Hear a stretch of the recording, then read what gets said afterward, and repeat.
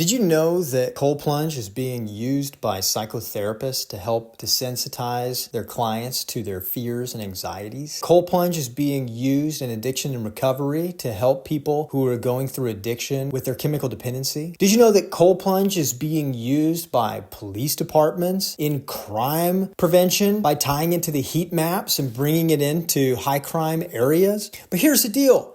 All that is remedial. That's after the fact. After the damage has been done, coming in, just do damage control and clean up a mess that's already been made. But here's the thing. Cold Plunge is the best preventative for these things because it's not strong people who hurt people. It's weak people who hurt people. The best thing that you could do is to become your best self and live your best life now. Not only to inspire other people, but because then when other people are down, you're not going to be down with them. You're not going to be as susceptible to that. You'll be more resilient and you can reach out a helping hand and pull people up. Cold Plunge makes you stronger, makes you healthier, more disciplined, more resilient. And it's literally something that you could do right now today. You could have a cold plunge at your house and you could be jumping into 33 degrees. You could even start at 50 degrees, whatever you want, and start building your strength and resiliency now. And you'll see immediate benefits.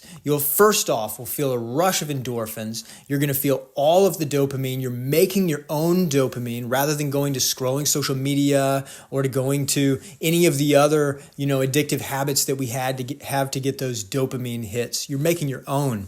And then after about a week, you're going to feel all of a sudden like you have an increased sense of motivation. But it's not motivation, it's discipline.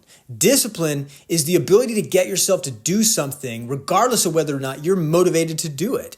And that discipline is going to feel like motivation because all of a sudden you've increased your capacity to get yourself to do something that's meaningful to you regardless of whether or not you feel like doing it today.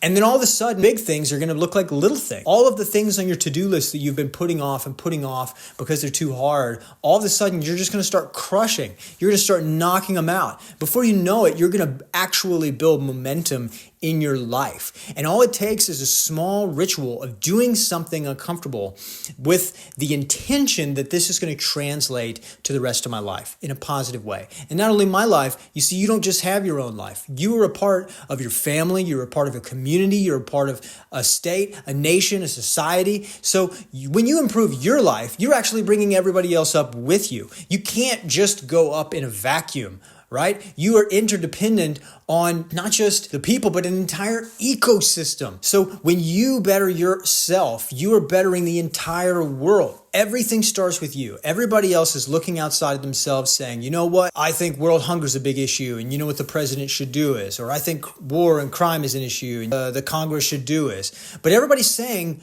somebody else should do something and nobody's doing anything. If you were to tackle the problems and opportunities that come your way and everybody did that, the whole world would change. It starts with you. It could start today. It could literally start right now.